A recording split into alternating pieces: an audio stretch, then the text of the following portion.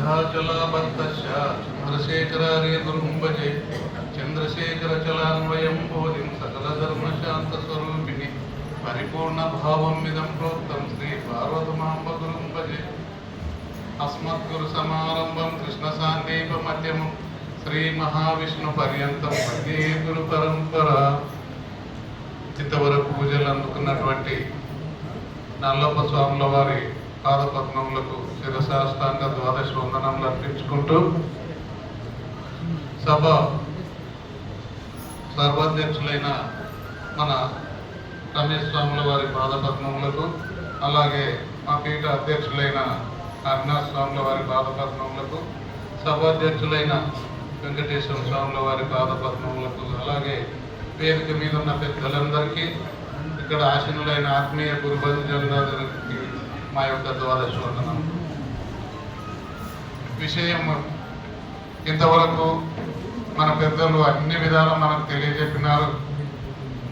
ఏ విషయం తీసుకున్నా గంట లేనిది సంతృప్తి కాదు, సంతృప్తి దాన్ని పూర్తి చేయలేము. కాబట్టి ఏదో అవకాశం ఇచ్చినందుకు ఒక రెండు విషయాలు రెండు ముక్కల్లో చెప్పుకుంటాను. ఎందుకంటే ఇంకా చాలా మంది పెద్దలు ఉన్నారు. ఎంత తొందరగా ముగిస్తే అంత మేలు అన్నట్లుంది వాతావరణం ఇక్కడ.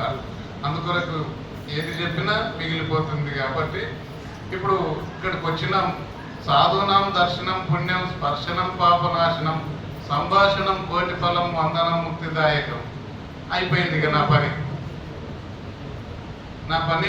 అయిపోయింది. వచ్చిన పని ఏదో అవకాశం ఇచ్చినందుకు ఏదో పలకాలంతే. పలకాలంటే ఎంత పలికినా అయిపోదండి. అయితే ఇప్పుడు మనము ముఖ్యంగా తనువు మనసు ధనము గురునికి అనుభవ లక్ష్యార్థంతో మనం అర్పించినప్పుడే మన జన్మ సార్థకమవుతుంది. నేను కందార్థం పాడితే అయిపోదు, ఒక గంట సేపు స్పీచ్ ఇస్తే అయిపోదు. ఎవరికి వారు గురుముఖంగా గురువులకు సేవ చేసి ఆ యొక్క స్థూల శరీరం అంటే ఏమి అని క్షుణ్ణంగా మనం తెలుసుకొని సూక్ష్మ శరీరం, కారణ శరీరం, మహాకారణ శరీరంలను గురుముఖత తెలుసుకొని కృష్ణ ప్రభువులు చెప్పినట్లు తను మన ధనములు గురునకు వినయం పునదార పోసి వేడుక గురునిచే అనువైన బోధపడసిన ఘనమతి మంతునకు సాటి గలదా ఈ భువిని లోకులు మృక్క వలదా చెవుల విని తనని తారులానే తాననక ఏ మాటను వినక పరిపూర్ణత ధన రూపానికి సాటి గలదా ఈ భువిని లోకులు మృక్క వలదా చెవుల విని. అయితే ఈ 4 శరీరములు స్థూలంబు కనుగుడ్డు సూక్ష్మంబు కనుపాపలో నుండు కారణంబు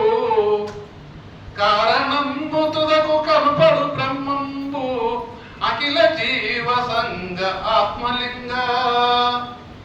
కారణంబు తుదకు కనుపడు బ్రహ్మంబు అంటాడు. అది మహాకారణ శరీరము అంటాడు. ఆ కృష్ణ ప్రభువులు ఏమంటాడు? మహాకారణ శరీరంని ఈ 3 శరీరములు ఇవి అన్ని ఒకటే అని కొట్టిపారేస్తాడు మన సాయిదాస్ స్వామి.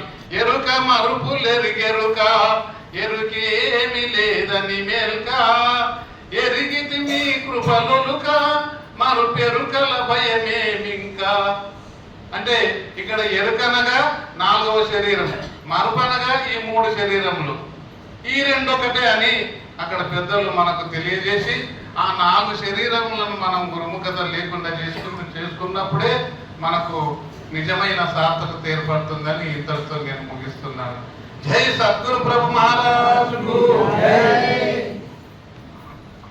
సాధువులు అంటే మంచివారని, కాషాయ బట్టలు వేసుకున్న వాళ్ళు, గడ్డాలు వేసుకున్న వాళ్ళు, మన రుద్రాక్షమాలు వేసుకున్న వాళ్ళు సాధువులు కాదు.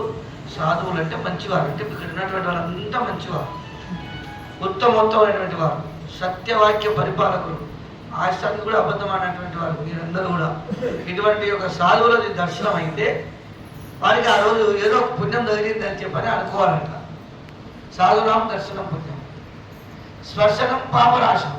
వాళ్ళ స్పర్శ వాళ్ళ చేయి తగిలో కాలు తగిలో అస్తమస్తమయం చేసే వాళ్ళతో ఉంటే వాళ్ళ స్పర్శ వెళ్తే ఎన్నో జన్మల చేసి తెలిసి తెలియక చేసినటువంటి పాపాలన్నీ పటాపంచలు అయిపోతాయంట. పాపనాశనం, స్పర్శనం పాపనాశనం. సంభాషణం కూడా తీర్థం. సంభాషణ అంటే మాట్లాడడం, వాళ్ళతో మాట్లాడి ఏదైనా విషయం వాళ్ళతో తెలుసుకొని మనం వాళ్ళకి ఏదో చెప్పి చేస్తే మాట్లాడితే కోటి తీర్థాలలో మునిగినంత పుణ్య ఫలితం వస్తుందట. సంభాషణ కోటి తీర్థం. వందనం మోక్షదాయకం. శిరస్సు వచ్చి వాళ్ళ పాదాలంటే ఒకసారి నమస్కారం చేసుకుంటే వందనం చేస్తే వానికి మోక్షదాయకం వస్తుంది అని చెప్పి అన్నట్టుగా ఈ 4 మాటలు చెప్పి నా పని అయిపోయింది అన్నాడు మల్లికార్జున. మరి తర్వాత 2 కందార్థాలు చెప్పాడు. చాలా సంతోషం. ఇప్పుడు నిత్యానంద మాణిక్య రెడ్డి గారు మాట్లాడతారు.